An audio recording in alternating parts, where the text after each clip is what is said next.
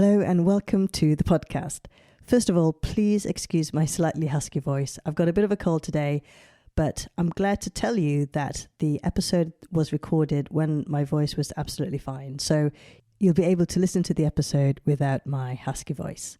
Today, I'll be sharing with you my conversation with Helena Traill. Helena has recently published a book called 100 Stories. And in this book, she has collected stories from 100 people who have had cancer.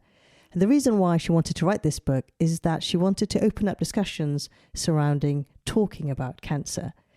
This is the reason why I wanted Helena to come onto the show. We all know that talking about cancer can be quite difficult and sometimes challenging. Each person in this book was able to share their story to the wider world. Being able to talk about their cancers openly may encourage others to do the same. Knowing that you are not alone can be the strength needed for people to start the conversation. So I hope you enjoyed this episode, and without further ado, here is Helena Traill. Hi Helena, thank you so much for coming onto the show. Hi, thank you for having me. First of all, many congratulations on the launch of your book. That's called the 100 Stories book. And it's a book that contains 100 stories from 100 people who have put pen to paper describing their experiences with cancer. Before we go deeper and talk about this, would you mind telling us a little bit about yourself? Yeah, of course. I'm from London and I studied graphic design at Central St Martin's, and this project was part of my final year of the degree. My dad has 2 brain tumours and he doesn't like talking about being ill. He prefers to just get on with life and pretend it's not really there. But he's quite ill with it. It causes him epileptic fits and all sorts of side effects. So I used, through my design and art, I'd previously used looking at health to be cathartic and helpful for my own mental health. So I looked at epilepsy once. I also looked at ADHD because I have ADHD. And then when it came to the final project, I decided to look at cancer, the big C. And that's where it started this time last year during my final degree. So what motivated you to expand that project from, initially looking at the other diseases that you've mentioned to then progress to cancer? And why did you decide to continue this forward? Because obviously now you've graduated. I suppose I continued on to cancer, but during the degree, because it's quite a taboo subject in some places, and I think it's something he's talking about. And so that was the biggest and scariest thing I could think of looking at. And then I started collecting stories, and I always thought that I'm kind of a storyteller. I like taking narratives and using design or animation or making a book to explore these narratives. And when I did end up with a kind of a book at the end of my degree, I showed it at the degree show and I had lots of the people, and it was 100 stories then, but it was in a very different format. And I had about 20 to 30 of the people in the book come and meet me, which was amazing. And they all said, we really want to read it. And the idea for me was that it was always a physical thing, and it was always something that you had to be there with it. So I decided that I was going to crowdfund to create the book when I graduated, and I've kind of taken it on as a big challenge to get where I am with it now. And so I crowdfunded £9,000 to take it to print, which was in November of 2019. And now it's going up on Amazon tomorrow, which is very exciting. Wow, that's amazing. Thank you. Why do you think people are reluctant to openly talk about their cancer diagnosis? Well, especially with my father, and then even my grandmother, she had bowel cancer when I was about maybe 13. And then this summer, whilst I was making the book, she had breast cancer. I did think it's partly generation, maybe, the fact that she's of the older generation, and then my dad is quite British and kind of gets on with everything and doesn't like to talk about it. And then on the other side, I have my mum who's German, and she loves talking about everything. And so that's kind of circumstantial, I suppose, on that part. Yeah, I think it depends on the family or the people, because a lot of people I've met, they've really enjoyed talking about it and it helps them a lot. So do you think that there has been a generational divide? Yeah, I think there has, and especially with the rise of social media, and then discussing mental health and all that kind of stuff. That's been really helpful for people of my generation, definitely. That's really interesting, because definitely I think that there is a slight generational divide in that, digital naive or grew up outside the time of social media may be slightly more reluctant to talk about their cancer diagnosis. But now the advent of social media has made talking about cancer and illnesses, mental illness, has become slightly easier. Don't you? Have you found that? Yeah, I definitely think that. And whether it's good that you can kind of hide behind a persona on Instagram and on Twitter, or whether it's bad, but it definitely all helps. And I've met some amazing, I wouldn't have been able to do this project without Twitter and without Instagram, because that's where all the people I met pretty much came through that. So how did you raise the funds to be able to print all of these books? So I launched it on a platform called Kickstarter. Kickstarter is a crowdfunding platform. It's American based. What happens is people can pledge a certain amount of money to win or to buy a certain reward, and that goes towards my idea. And so I created a film and lots of graphic media, and then reached out to lots of people. So what was amazing is I had 100 people already on my side that were in the book, and I had various charities helping me. And then it launched, and I think within 48 hours I reached 60% of my target. So it was pretty intense few days. That's pretty amazing. Yeah, and that's where the community came in, that all these people kind of had my back and were really trying to push it. And as I understand it, if you launch something on Kickstarter, you give it a limited amount of time. Yeah, so it's 4 weeks for me. 4 weeks. And what happens if you didn't raise the funds that you need? I didn't make a book, and all the money that I'd already invested, that was that. So that must have been pretty stressful. Yeah, it was pretty stressful. My target was £8,000, which is a lot of money, because I had to print 500 books minimum because of the way I wanted it printed. It's a 460-page book, so it's pretty big book. Yeah, well, I managed to do it, which was amazing. So you mentioned earlier that you also reached out to cancer charities, and one of the charities that you managed to kind of collaborate with was Cancer on Board. Have you heard of them? Yes, I have. But for those out there who don't know what the charity is, could you tell us a bit about that? Yeah, so Cancer on Board, there's a gentleman called James McNaught, and he lives in London, and he had tonsil cancer about 5 or 6 years ago, and he would have to travel from Camden, where he lives, south to a hospital on the tube, and he couldn't speak during all of this because he had radiotherapy targeted to his throat. And he found it very difficult, very tiring, going every day of the week, going to this radiotherapy. And he made a joke to a friend in the ward saying, I wish I could wear the baby on board badge. And if you're not from London, there's TfL, Transport for London, make a badge that says baby on board. And if someone's pregnant, they wear this badge, and it kind of is a reminder that people should offer them a seat on the tube. And it started as a joke. He then bought 100 badges, which he used, literally baby on board badge with the TfL logo, but changed baby for cancer, and started handing them out. And then I'm not sure how long later, but TfL eventually got in touch and said, well, as long as you're not making any money out of it, you can still kind of give away these badges, because they were a really big hit with the people that had seen them. They worked, which was great. He actually then decided to rebrand the whole thing, because he thought that because of having the Transport for London logo, it tied him to London. So they rebranded it. And if you look on Twitter and things, you see this kind of, it looks like a bit like a snowflake type symbol, and it says Cancer on Board. And he just in the summer actually, Macmillan have started handing them out. So they had 10,000 or something this summer. So you're starting to see them pop up more and more.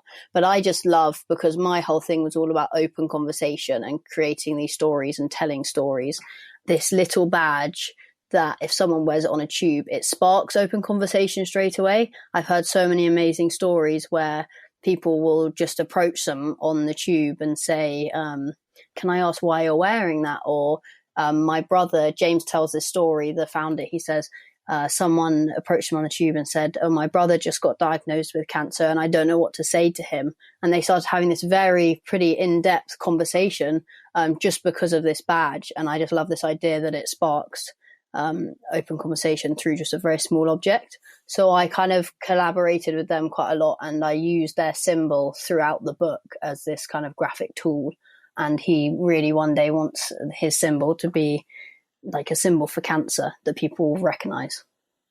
I've seen the book, and the logo, the Cancer on Board logo, is kind of, it permeates through the book extremely beautifully. So I think you've done an amazing job with that.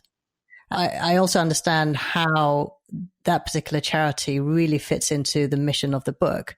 In other words, trying to promote open discussion about cancer and normalize that conversation, because lots of people perhaps would like to talk about their diagnosis, but for whatever reason, something is stopping them. So if we talk about it more openly, then that's an extremely encouraging thing to happen. Yeah, definitely. There are quite a few stories in the book. So there are 100 stories, but quite a few of them are stories from those who have been affected by breast cancer. Was that coincidental or? Kind of, but the story behind that is that I went out onto Twitter, and James was kind of my wingman on Twitter, and he shared it loads, and he has a good following on there. And I didn't really know the power of what he calls #cancer Twitter. And now I do. It's amazing. It's an amazing community. It reached Liz O'Riordan. Yes, exactly. She shared it at some point, and then that, because she has a following of people who have about her, and you've probably explained what she does better than me. Yeah, I mean, Liz is somebody who is a breast cancer surgeon, was a breast cancer surgeon, and she has since retired from doing breast surgery, and she was diagnosed with breast cancer whilst she was working. And she is a tireless advocate of spreading the word about breast cancer. And yeah, as you rightly said, that she's quite active on social media. So if she had spread the word, then I'm not surprised that lots of people would have reached back to her to help you. And I also think your question at the beginning about this generational divide, I think there was something quite interesting, not necessarily generation, but this idea of open conversation and who is advocates of this open conversation, that the women that have had breast cancer and have become part of these groups like Breast Cancer Now, or they're on Twitter, they're all very good at being vocal, or the people I met anyway, they really wanted to help and write their story and write it down. And I found a lot of them had blogs, and I found that idea quite interesting, that group of women that came forward from Liz were really willing to share and help me, because loads of them didn't even know who I was. A lot of people had a lot of trust in me. I mean, do you think people who have been affected by breast cancer are more willing to talk about it more openly? I think it depends if they have been part of those groups. So, for example, I had my launch party at Maggie's, which is another charity that have helped me, and I can explain about them a bit later. But we had that on Tuesday this week, and my grandma came, and she doesn't like, whether that's generational, she doesn't like talking about her illness, and she went through radiotherapy and multiple breast surgeries this summer. She said, "Oh, I didn't know about all these groups and about Breast Cancer Now and all that kind of thing." She had no idea.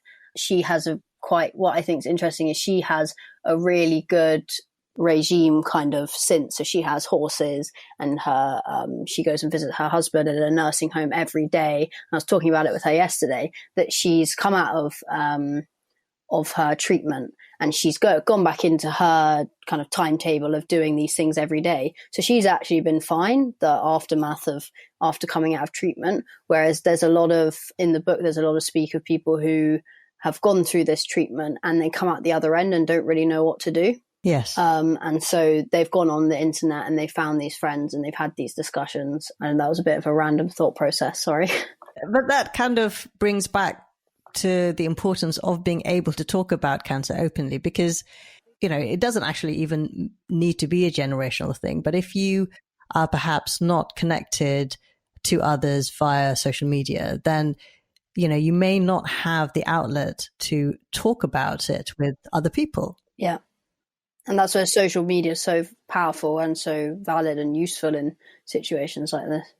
Yeah. I mean, how do you think we could help those who aren't connected via social media to be able to talk about it? I guess one of the things is this book of yours, but you've been obviously involved in all of these stories. Have you noticed any kind of messages that's permeating through those stories that perhaps can help others? Yes. So I also did some face-to-face interviews, and then I documented those, and I found quite a few common themes throughout a lot of them. One of the things to note is that each person in the book was asked a series of questions. So it wasn't just, oh, tell me your story, and then it led on from that. So everyone was asked, firstly, well, yeah, what's your story? How has cancer affected you? Secondly, how has social media, like if you use social media, how does that help? And then thirdly, it was kind of about this open conversation and social media. So that those themes led throughout the book. I think you're asking about kind of common themes. Is that right?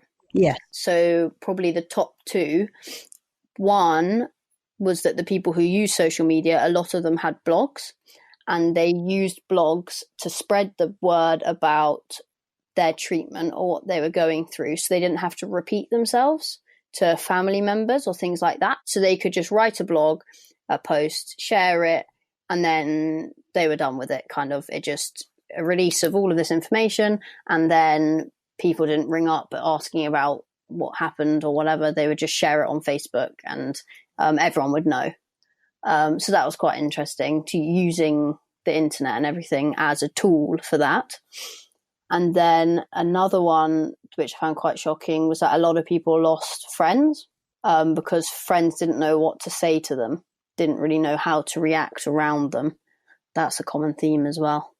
Yes, I think the friends or losing friends situation it is quite sad, but it's not that unusual because, as you said, lots of people actually don't know what to say. If you have cancer, they don't know how to approach you. They don't know the questions to ask. They perhaps are worried that may offend that particular person. So instead of trying to converse, they shy away and then they lose contact. So that is actually not an uncommon thing to find, sadly. Yeah. And that was pretty common. There are loads of kind of themes. And people who, this one sentence came up quite a lot, other people who get it. And I think that really relates to the communities on Twitter and social media. These people who have been through treatment, their friends who they're either losing their friends or their friends don't necessarily ever understand exactly what they're going through. Even if they've supported them, even if it's their mum or their boyfriend or girlfriend, it's not necessarily the other person. They've supported them, but they don't know exactly what it's like going through it. And so reaching out to people who get it, through whether that's through social media or through the chemo ward, that was really powerful and really helpful to so many people. I guess that's, again, how or why social media is so powerful, is because you can attract your own tribe. And you can talk about the things that have affected you and know that the other person understands exactly what you're talking about. You earlier mentioned about the charity Maggie's, and I was wondering, for those who don't know who they are, would you be able to just tell us a little bit about them? So Maggie's is a charity that provides free cancer support and information. So it's a bit like Macmillan, but it has a house. So each centre is next to an NHS cancer hospital, and you can go in there, just drop in. They're open normally 9 till 5, Monday to Friday, and you can literally just walk in, be greeted by a member of staff and discuss what you need, or you can just go in and grab a cup of tea, anything like that. And what I love about them is each Maggie Centre is beautifully designed by different architects from all across the world, but they have a kitchen table in every one. So you can go in and have a cup of tea and sit around the kitchen table and have a discussion. What was amazing is that I got in contact with Maggie's, and actually Lucy, who is she's the storytelling manager, wrote a introduction for my book when it went to print, which was really exciting because they have this underlying idea that stories and conversations make a lot of difference. So we share that idea together, I suppose. Oh, wow. So, mega centers are amazing. They're, as you said, they're all over the country. And for those who have been affected by breast cancer, they can just drop into any mega center and, derive a lot of comfort and value from these centers. So yeah, definitely check them out. Yeah, there's about 24 across the country and they're trying to build more. Now that you've completed the project and the book, you've had the launch and the book will be available on Amazon tomorrow then, really. This episode will be broadcast after that. So by the time this episode is out, it should be available on Amazon. So yeah, having done this project, what have you learned from this whole process? I've learned that people are very trusting and really trusted my idea, which was just communicated through social media to start with. And loads of people have supported me and helped me create this book. I always wanted it to be cathartic for myself, to use design and telling stories and narratives to make things less scary. And it definitely has done that. I've met some amazing people. Has it made talking about cancer with your dad an easier thing to do now? Yeah. What was amazing was that he was always, so the portraits and stories go in order of the amount of words that someone sent me. So it started off with number 1 is my dad, who had no words, and it goes through to number 100, which was like a 2,000 word interview. He was always number 1 because I never really asked him to write anything and didn't think he'd want to. And the night before I went to print, we were sitting in front of the TV or with my mum, and she came up and said, he's asking if you've asked him any of the questions. And I said, well, no, because I thought he wouldn't want to write anything. And then he came up and said, well, let me see my page. And I showed him his page. Said, well, why is my page blank? And I said, well, you don't want to talk about it. So I didn't ask you to write anything. I didn't want you to write anything. You're number 1. You can't write anything now because it will ruin the whole order. And suddenly he was sitting down at his computer and he wrote something and he sent it to me. So he's still story number 1, but I've kind of written a footnote that it was added shortly before it's printed. And then this idea that he wrote something which was amazing. And my aim from the beginning was, if it helped him realize that there are people out there that talk about it and their groups, then, and he does even talk about it a little bit more, that would be so useful. So within 6 months of not wanting to talk about it, he said, the first conversation I had with him, I rang him and asked, would you mind if I did my final project at uni about cancer? And he said, well, no, and put the phone down. So from going from that to then writing a paragraph in my book so it definitely helped. And so that kind of is the story that proves that. Absolutely. That it just goes to show, doesn't it, that with baby steps, people gradually will, I guess, come out of their shell and think about the fact that it's actually okay to talk about cancer, and cancer should not be a taboo subject. It shouldn't be something that is, swept underneath the carpet. And for those who have been affected by cancer, it can be quite a lonely place to be. That's why I think, what you've done is an amazing feat, and considering it was your graduate thesis to begin with, and now the fruit of your labors is this gorgeous, gorgeous book, by the way. Thank you. Thanks. So, Helena, you are going to read an excerpt from one of the stories from your book. Yep. So I've got here, which is story number 59, a bit that Liz O'Riordan has written. I told Twitter the day after I was diagnosed. It was part of my life and I couldn't imagine not talking about it. Cancer wasn't a dirty secret and I didn't want to hide it. The day I sent that tweet was one of the best days of my life. I was flooded with responses from people all over the world. I learned how to cope with chemotherapy from other patients. I met other doctors with cancer who understood what it was like being on the other side of the table. Through blogging, I could reach out and help others whilst getting help myself. The online cancer community is now a powerful force to be reckoned with. Podcasts, campaigns, events are all popping up everywhere, and the real voice of cancer is being seen. This is really empowering and gives people who are newly diagnosed hope.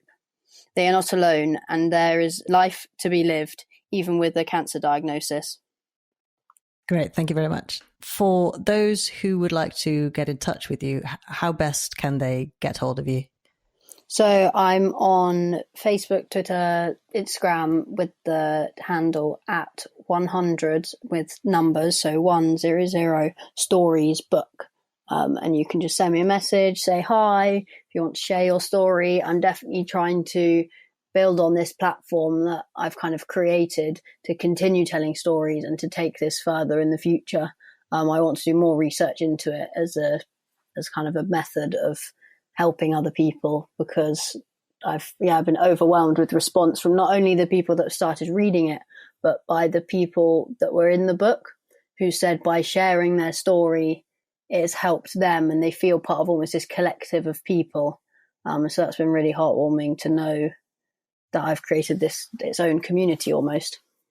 On that note, let's wrap it up here. Thank you so much for joining me onto the podcast, and all the best for the future. Thank you. Bye. Thank you once again to Helena Traill for coming onto the podcast. Now, Helena has kindly given me a copy of the book, and it is absolutely stunning. Everything about it is beautifully crafted, from the packaging to the individual pixelated artwork that represents each person that has narrated a story. The stories themselves are extremely varied, from short paragraphs to slightly longer accounts. But each of the stories represent a person's experience. It is a privilege for me to be able to read them. You can connect with Helena at 100 Stories Book, and if you would like the show notes, you can head to www.mybreastmyhealth.com/episode 8. I hope you have enjoyed this episode. And podcasting is a bit of a strange medium. I know you are listening out there, but I would very much love to hear back from you. So you can either leave a rating and review on Apple Podcast, or why don't you connect with me on either Twitter or Instagram. You can find me at Dr. Tasha G. So that's Dr. Tasha G. Let me know what you are liking about the podcast, what you would like me to talk about in future episodes, or just connect and say hello.